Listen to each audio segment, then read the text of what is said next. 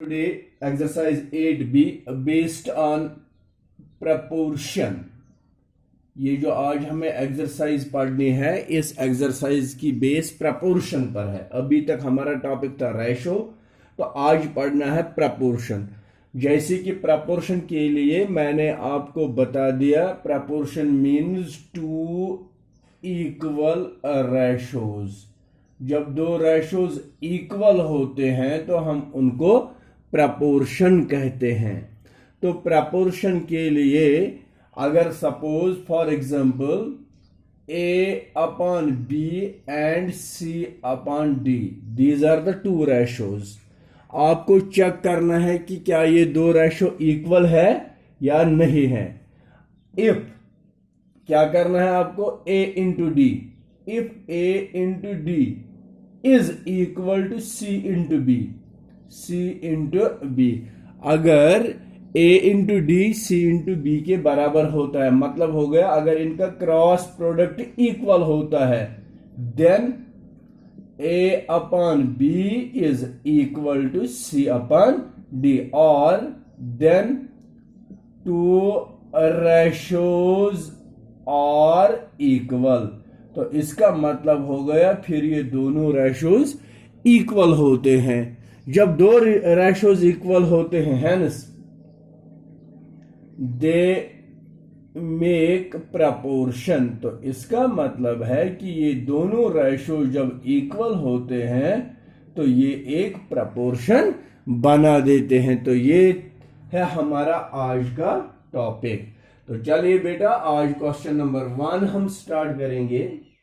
Are the two ratios 30:50 and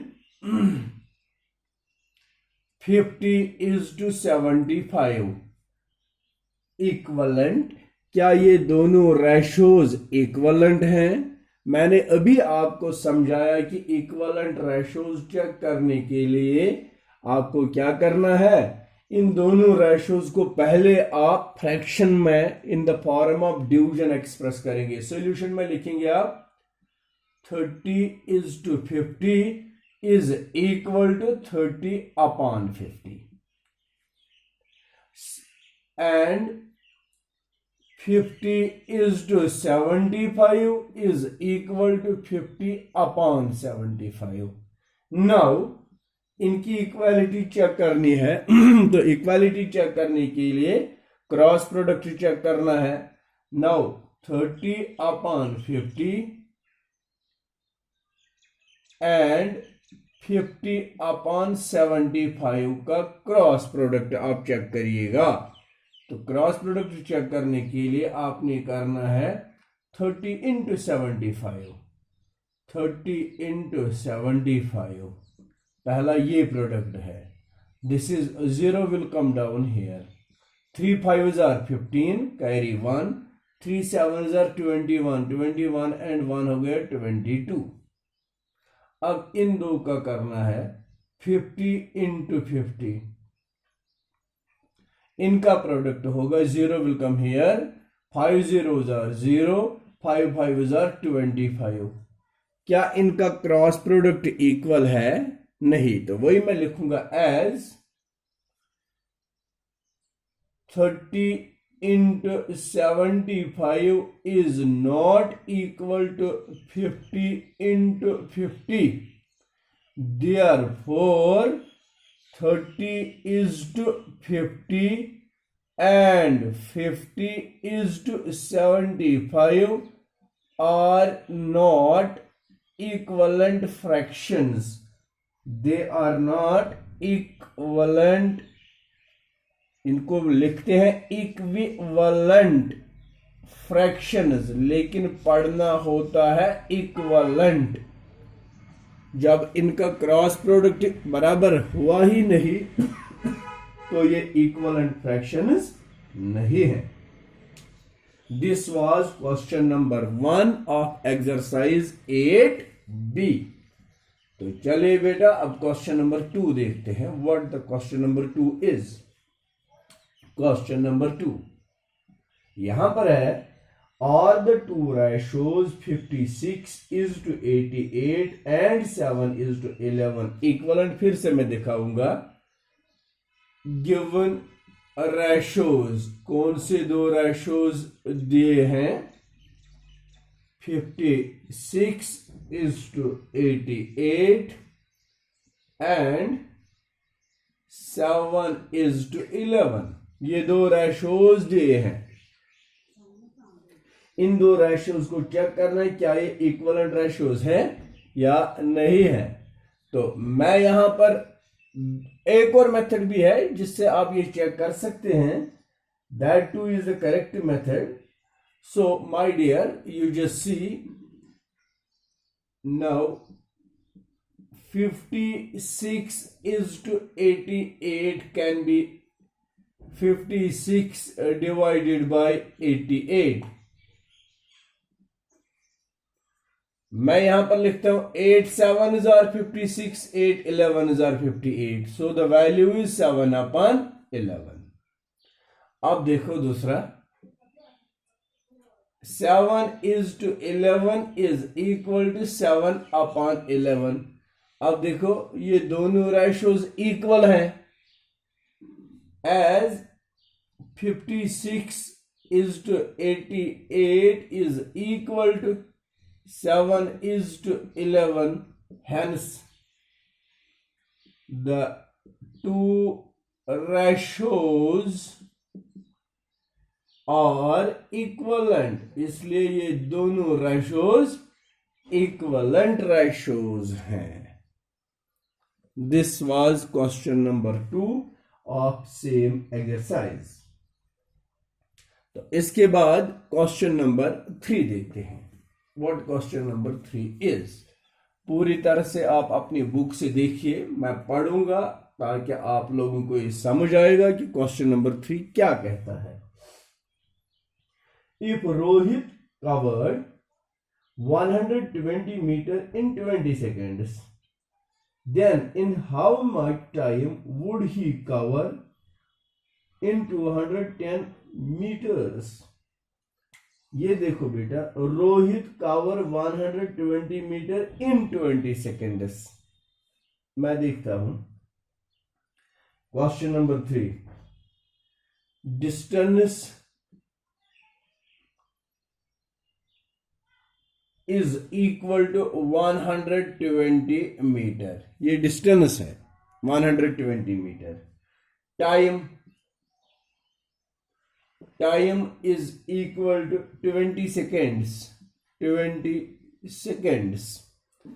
therefore speed हम check करेंगे इसकी स्पीड क्या रही होगी तो इसकी स्पीड बताती है हमें कि distance divided by time distance divided by time which is equal to 120 divided by 20 0 will cancel with 0 2 1s are 2 6s are तो स्पीड क्या रहेगा 6 मीटर डिस्टेंस तो मीटर में है डिवाइडेड बाय टाइम सेकेंड्स में है 6 मीटर इन 1 सेकेंड तो इसका मतलब है उसकी स्पीड होती है 6 मीटर पर सेकेंड ये इसकी स्पीड है क्वेश्चन कहता है बताइए how much time would he cover 210 metres now to cover 210 meters time is equal to distance divided by speed distance divided by speed तो डिस्टेंस है 210 डिवाइडेड बाई स्पीड है 6 3s are 18 यहां से 3 निकले 36 5s are 30 तो 35 seconds इसको लगेंगे 210 metre cover करने में ये था हमारा क्वेश्चन नंबर 3 समझ आया क्वेश्चन नंबर 3 मैंने क्या बता दिया क्वेश्चन नंबर 3 में कहता है question Rohit covered 120 metre in 20 seconds distance 120 metre है इसको कवर करने के लिए रोहित को 20 सेकेंड्स लगते हैं। तो इसका मतलब है, बताइए कि 1 सेकेंड में वो कितना कवर करता है। यूनिटरी मेथड, तो स्पीड किसके बराबर होती है, डिस्टेंस डिवाइडेड बाय टाइम। तो वो 6 मीटर होते हैं स्पीड इसकी। अब क्वेश्चन कह रहा है, अब अगर इसकी डिस्टेंस 210 मीटर है तो बताइएगा ये 210 मीटर 6 मीटर पर सेकंड स्पीड के हिसाब से कितना टाइम लगेगा। तो यहां पर हमने क्या किया, now to cover 210 metre time is equal to distance divided by speed. Distance is 210, speed is 6 and its calculation is 35 meters. This was question number 3. तो चलिए अब क्वेश्चन नंबर 4 को देखते हैं। 10 pencils are sold at the cost of ₹58. Find the cost of 1 pencil. एक बार फिर unitary method. Question number 4, number of pencils is equal to 10. Total cost, ये पूरे के पूरे 10 पेंसिल्स का कॉस्ट कितना आता है, ₹58. What is the cost of 1 pencil? Therefore, cost of 1 pencil, तो एक पेंसिल का कॉस्ट कितना होता है, 58 divided by 10, that is 5.8. Hence, cost of 1 pencil is equal to ₹5.8. तो 5.8 रुपीज होता है एक पेंसिल का कॉस्ट। तो इस तरह से क्वेश्चन नंबर 4 भी कंप्लीट होता है।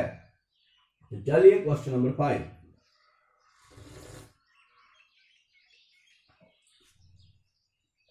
A box of apples costs ₹354. How many boxes of apples can be bought with ₹1770?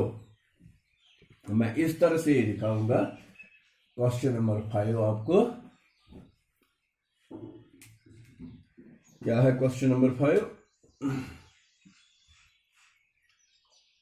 Box apples cost ₹354. How many boxes cost of 1 box? एक बॉक्स का कॉस्ट कितना आता है, ₹354. How many boxes of apples can be bought with ₹1770? Number of boxes costs ₹1770 is equal to 1770 divided by 354. 1770 rupees total cost है। तो number एक box का cost इतना, नंबर ऑफ बॉक्सेस कितने हमें मिलेंगे, number of boxes cost ₹1770 is equal to 2 से हो जाएगा दोनों, 2 1s are 2, 2 7s are 14, 2 7s are 14. Okay, 2 8s are 16, 2 8s are 16, 2 5s are 10.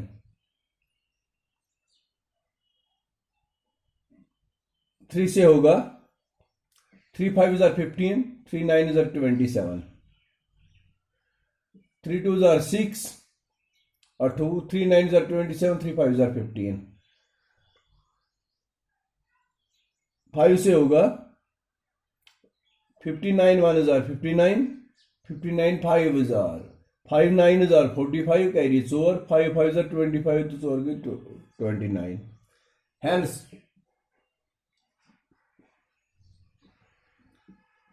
number of boxes can be bought for ₹1770 is equal to 5। अगर एक box का cost आता है 354, तो 1770 रुपीज में कितने बॉक्सेस हमें मिलेंगे? तो वो 5 बॉक्सेस हमें मिल सकते हैं। तो इस तरह से ये क्वेश्चन यूनिटरी मेथड के हिसाब से हम कंप्लीट कर रहे हैं। Question number 6।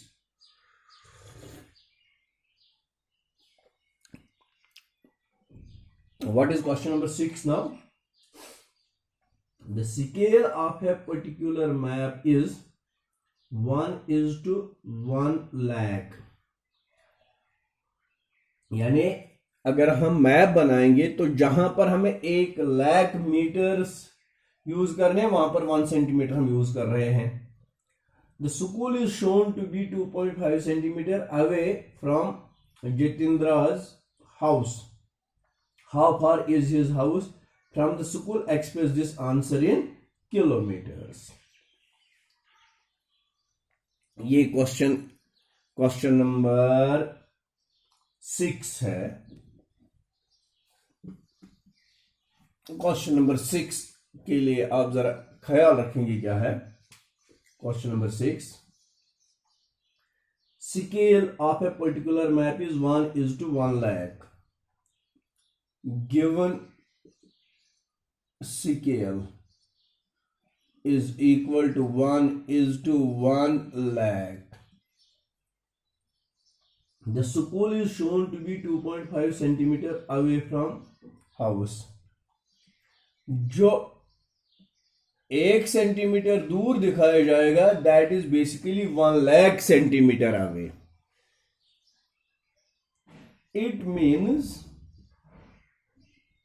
1 centimetre is equal to 1 lakh centimetres. तो बताइए 2.5 सेंटीमीटर कितना है? Therefore 2.5 centimetre is equal to, अगर 1 सेंटीमीटर इतना है तो 2.5 सेंटीमीटर हो गए ना 1 lakh into 2.5 is equal to, जब हम 2.5 को इससे मल्टीप्लाई करेंगे, एक डिजिट यहां आएगा, बाकी रहेंगे 4 zeros। 2 5 4 zeros इन सेंटीमीटर। लेकिन क्वेश्चन कहता है how far is house from the school, express this answer in kilometres. Now units में आपको दिखाता हूं ये यूनिट्स क्या होते हैं। सबसे पहला यूनिट है मिलीमीटर, दूसरा है डेसीमीटर, फिर है सेंटीमीटर, उसके बाद है मीटर, फिर है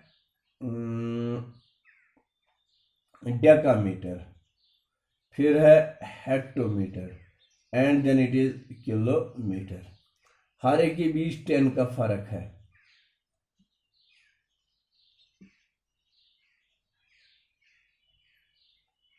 नहीं बेटा, यहां पर मिलीमीटर के बाद आता है सेंटीमीटर, फिर है डेसीमीटर,